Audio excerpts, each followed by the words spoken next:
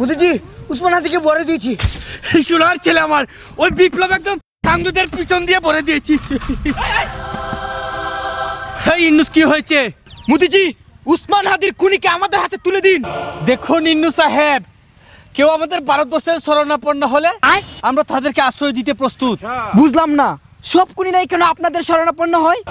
তার মানে কি আপনারা এই সব খুনিদেরকে ইন্ধন দিচ্ছেন? দেখুন, সে আপনারা যা ইচ্ছা মনে করতে পারেন, কিন্তু এই অসহায় মানুষদেরকে আশ্রয় দিয়ে আমরা নিজেদেরকে গর্ভবতী মনে করি। গর্ভবতী না,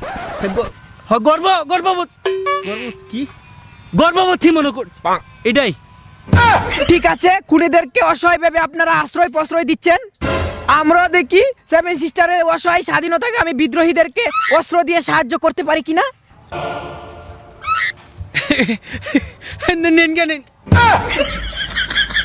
ইন্নুস ভাই, আপনি এটা কি বললো? আপনি তো একদম আমাদের ভারতবর্ষের হুকার মধ্যে আগুন লাগিয়ে দিল। মোদিজি, হাসিনা এবং তাদের দূষরদের আমাদের হাতে তুলে না দিলে সেভেন সিস্টার চিচিং পক করে দিব।